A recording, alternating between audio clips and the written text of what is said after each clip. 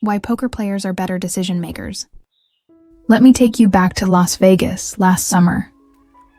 Outside, the desert heat was unbearable. One of those heat waves that makes the pavement shimmer like a mirage. But inside the poker room, it was cold. Not just from the air conditioning, but from the tension that filled the space. I sat at the table, hoodie up, jeans on, trying to blend in with the sea of players who had traveled from all over the world for one thing: a shot at winning the World Series of Poker. 10,000 players, a $10,000 buy-in, a $10 million prize for the winner. The stakes couldn't have been higher. Now, I've played poker for years. I've faced tough hands, made high-pressure calls, and suffered brutal losses.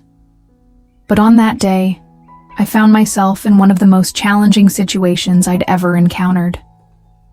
I was dealt pocket aces, the best starting hand in poker. The kind of hand that makes your pulse quicken, that fills you with confidence. Until reality reminds you that poker is never that simple. An older American player bet. I raised. Then a young German player, sitting behind me, just called. And that's when something felt off. Normally, in that situation, he should either fold or re-raise. But he just called. I noted it. But the hand wasn't over. The dealer flipped the first 3 community cards. Jack, 7, 9. And that's when everything changed. Poker and life, the parallels of decision-making. At this point, you might be wondering, why does this matter?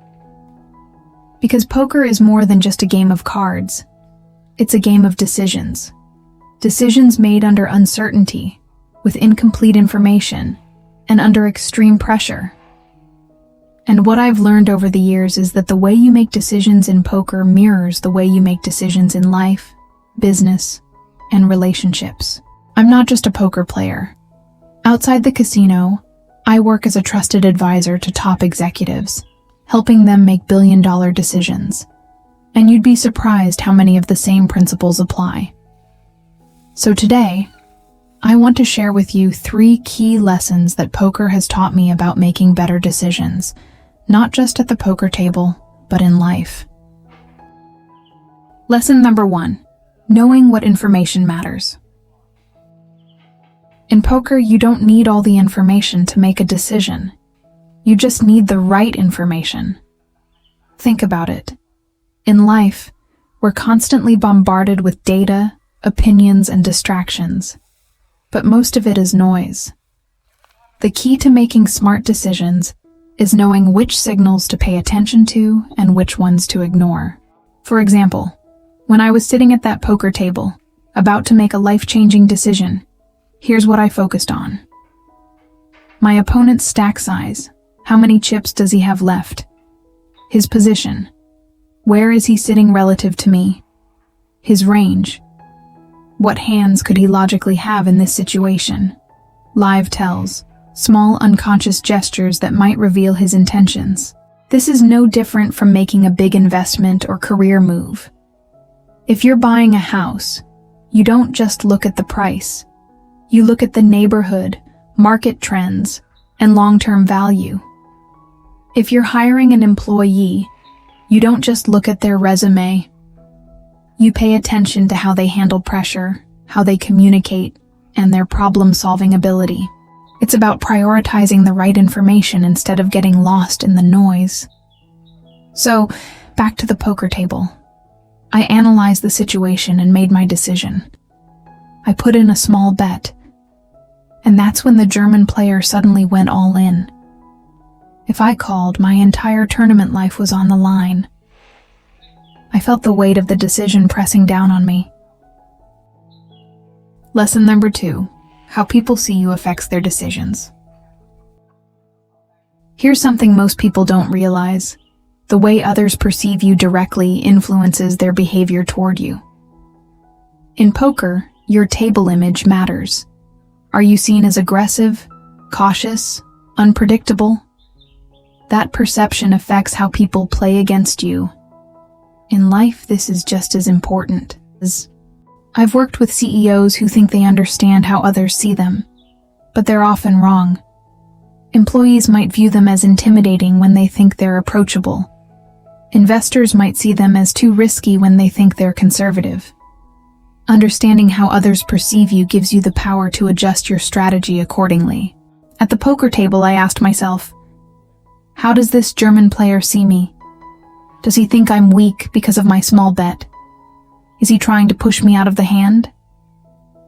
I studied him carefully. He was confident. Too confident. And then, suddenly, I saw it.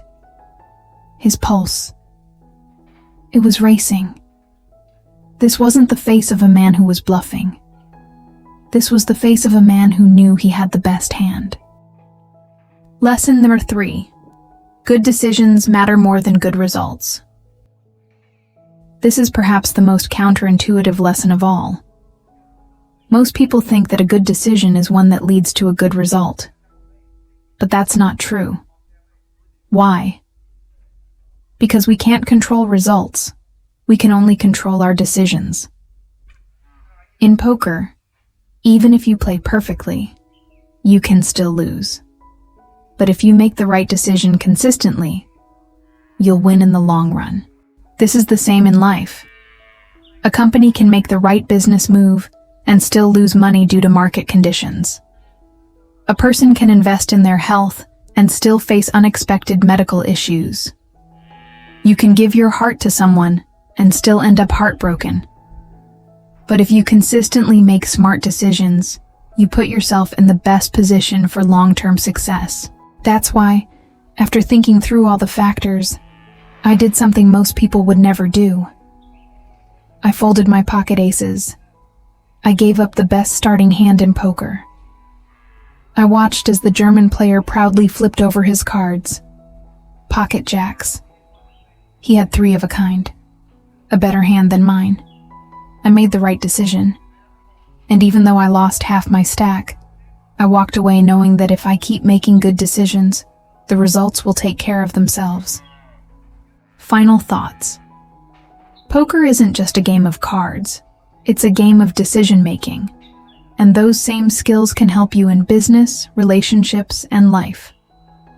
Focus on the right information. Not all information is useful. Be aware of how others perceive you, because it affects their actions.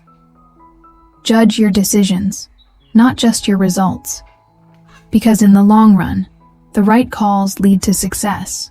So the next time you're facing a big decision, whether it's about your career, money, or relationships, ask yourself, are you making your choice based on fear and emotions? Or are you thinking like a poker player, analyzing the information, considering your table image, and focusing on the long game? Because in the end, life is just one big poker game. And the best players? They don't just play their cards. They play the game. Now, the question is, do you fold or do you go all in? Thank you for watching. If you found these insights valuable, don't forget to like and share this video so more people can benefit from it. If you want to learn more about decision-making, critical thinking, and personal growth, make sure to subscribe to the channel and turn on notifications so you never miss a new video. There's so much more to explore together.